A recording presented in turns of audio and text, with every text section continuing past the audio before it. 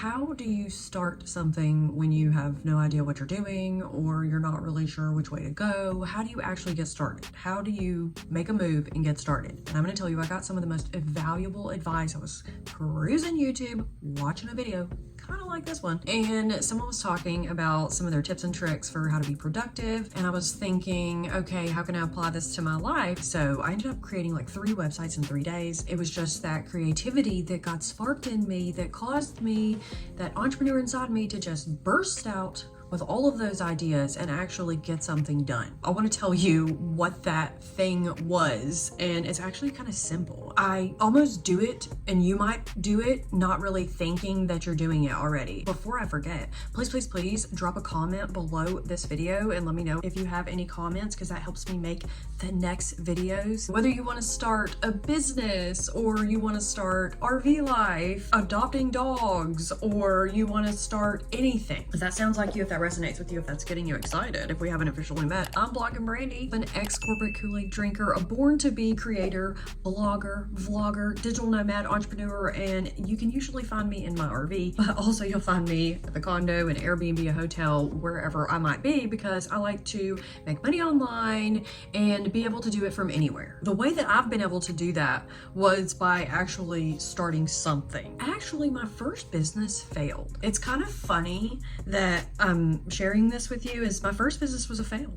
So I started out with one of those vape liquid businesses where you smoke those little pens and you put a little oil in it. It was a fail. I don't even smoke the pens. I don't do those things. It wasn't something that I cared about, and it wasn't even my audience. And so I got a really hard lesson in business really quick about how to sell and what not to sell and what you're banned from selling on certain platforms or running advertisements on. It taught me a lot, but had I not got started, had I not spent hours and days and weeks creating a website the first time around, I wouldn't have learned what was going to work and what wasn't going to work. So every step that I was taking, I was learning a little bit more about the business that I created and the product that I was selling and the website that I was making. For instance, like one of the things that I learned, if I was going to sell this product and I was talking about smoking, the people that were buying those vape pens, they don't want to smoke, they want to vape. And I think the stigma was that they were trying to get away from that. It was kind of funny that it took me talking to this guy. I think I was trying to get my business featured on a website or my products, and I was thinking, how can I sell this? Because Google, it was banned, Facebook, it was banned, and I didn't know all this till after I did the logo and got the business name and ordered $3,000 in product and had it shipped over here from overseas and did the boxes. And oh my gosh, let's just say it was a $3,000 business mistake that I made, but it was a huge learning lesson. And I'm okay with that, because eventually I stopped selling the product because of all these rules and regulations. Morally, I just didn't want to sell the product. Part of it was a fail, part of it was a mistake, part of it was a learning lesson, but it was a stepping stone for the next business. And so it actually led me into my next business, which was reselling. And that helped me quit my job, which I talked about in a prior video about how I quit my job and went through my whole resignation process. But while I was doing that, I was actually starting this business on the side that my boss kind of found out about in a like weird way. The security team or somebody called, I reached out to my boss, and he was like, hey, do you think maybe when you were working from home one of those days that like you went to a website or something? But what's funny is the thing that he was talking about that got me in trouble, I was doing reselling online. So I was selling on eBay and Amazon, and I was flipping these items, and I was buying at like Goodwill and Target, which led me to what I do now and selling the next thing and the next thing. But I got in trouble, and it was because I started something, but that actually led me to quitting my job. So starting this one business led me to starting this other business, which then led me to making the money that I needed to quit my job. And so I had this little reselling business started on Amazon and eBay, and I didn't even have a website. I didn't have social media. I didn't have a YouTube channel. I wasn't even thinking about YouTube. I had no plans on being on YouTube or becoming Brandi. That wasn't even my name. I didn't have a name. My business kind of had a name. It was called Amway Exchange, but I didn't have a name. Like, I wasn't a person online until years after my business. And if you've ever watched my story, you'll kind of know what led me to become Brandi and traveling and RVing, and what led me down this path of where I'm at now and why I'm even talking to you. If I hadn't have gotten started, I wouldn't have gotten even, I was gonna say in trouble, but I wouldn't have gotten in trouble, even my job. And so I don't know if I finished saying this, but what led me to starting the business, and then I got in trouble at my job is what I was gonna say. I got in trouble at my job, but it was okay, because that kind of was like a signal to me. They're like, hey, your time is coming. Your time is lived and short. But I made something up. My boss was kind of like saying something about the program. The program was actually just like a program that recalibrated your prices or recalculated your prices or something for you on eBay or Amazon that I was testing. I don't even remember the name of it. But if I hadn't have started, it wouldn't have led me to the next business and the next business. But reselling is actually how I made a ton of money. I went from reselling just things that I was buying at Goodwill to buying pallets and getting these huge pallets delivered to my condo here in Atlanta. And so it's kind of funny. I wish that I had footage back in the day of this truck coming and dropping off this huge pallet of merchandise, because I was also worried about people stealing it by the time I ran upstairs at my condo and then came back downstairs. And so I started getting things like these wagons, or I would have people there to help me, and I'd be like, hey, this is delivery day. I got kind of wild with the reselling and I got kind of burnt out on it. Then I wanted to travel, and some things happened while I was traveling that led me to feeling burnout and like trying to hire people and stuff like that. And so I actually try to keep a hands-off approach to a lot of my businesses, meaning a lot of people say passive income, but I think more of, even if it's passive income, you still have to set it up in the beginning. It doesn't matter what you start. Everything takes a second to get started. And even think about like if you were working a job and you started a new job, that new process takes a second to figure out. But once you're in it, it's almost like your remote, your little checklist. You go in from 9 to 5 or whatever time frame, and you know, okay, this is what I do every day. I wake up at this time, I go at this time, I get off, I live for the weekend, then I go back Monday through Friday or whatever your schedule is. I used to have that, and I never had the same mindset that I do now. So becoming an entrepreneur, we kind of laugh about this. Me and my boyfriend, we talk about this with some of the people that he talks to and interacts with, and some of the people I talk with and interact with. We laugh like, oh, it's really funny talking to people that are in the beginning stages of starting their business, because you have all these questions that I forget that I had. And so that's why I say, if you have questions, please drop them in the comments below, because that lets me know what to make other videos about, and that helps me create new content and whatnot. I just wanted to make this video because I have a lot of people say, how do I start? How do I make the first move? The first move is made by making a move. This advice that I had gotten the other day, which I've kind of told you in a way already, but essentially was just to start. If it's to start a website, maybe you buy the domain name. Maybe you purchase the hosting plan. I use GoDaddy. I'll drop a link to that below this video and you can check that out. But if I was gonna buy a domain name, maybe I came up with a name that I wanted to buy. For instance, one of the websites that I put together was called fancyfinancials.co on all of the platforms, like social media platforms and things like that, or at least have a similar variation. But I did a little bit of research and I kind of wanted something just to do with money. And so I created this entire website, because people ask me all these questions about saving money, making money, credit scores, finance, and if you don't know, I have a degree in finance. I left my job in finance from Bank of America Merrill Lynch, and yeah, I have a degree in finance, and I did accounting and investments and financial planning for people doing, you know, small investments, financial planning, and then I did millions of dollars, and then I did like billions of dollars for these huge financial firms. And then one day I was like, this isn't my story. I'll call it my Sarah Blakely moment. That's right. So you've always been entrepreneurial, and right. And so what gave you the initial idea to start the company that everyone knows that you have, which is Spanx? So how did you get started? Well, you know, everybody always talks about the moment that I cut the feet out of my pantyhose to solve an undergarment issue that didn't exist as the way that Spanx started. But it actually, I'm going to back up a little bit in my story and talk about a part that isn't written about very much, which is Spanx started when I was selling fax machines door to door. Okay. Anybody that does door to door, I mean, it was really intense. So I was doing that for 7 years in Clearwater, Florida, and I was getting business cards ripped up in my face. I was being escorted out of buildings, and it was a really just difficult time in my life. And one day I pulled off the side of the road and I thought, I'm in the wrong movie. Like, cut, call the producer, call the director. This is not my life. This is not my life.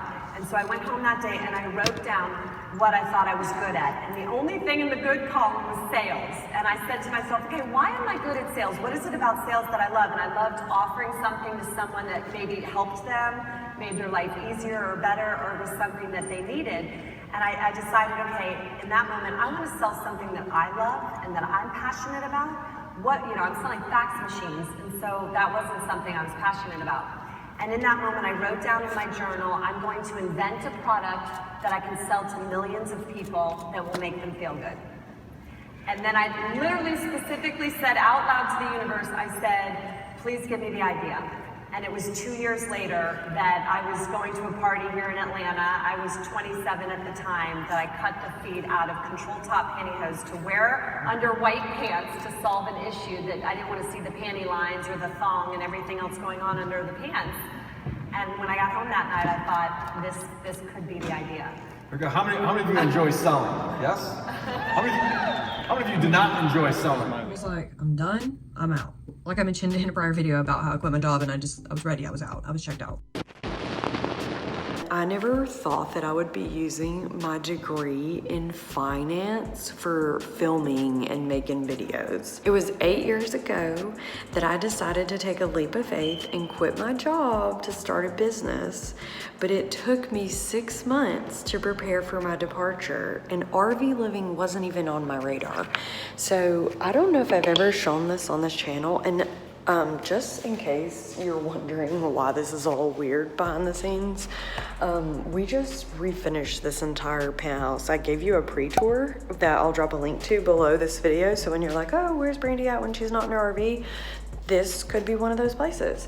I'm gonna see if the sun's not too bright that I can show this to you. But actually it's really bright right there, but let's see if we can see this. There's a place that I used to work over here in finance. So before I started RVing, I was using my finance degree to to do finance. So if you see, this is Buckhead. So I've shown this before in another. Do you see this little building right here with that little moonie on it? That little half moon, oops, half moon right there. That one. I used to work there. And then I used to I've lived in a lot of these buildings, but I used to work in this building too. This is called the Terminus building.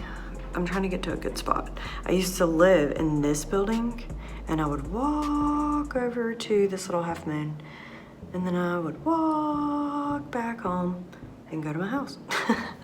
And so, if you don't know my story, then I'll drop it in the link below, but that was my life before I ended up over here and ended up in an RV. That was 8 years ago that I put in my resignation, and I sent my boss an email and I said, peace out.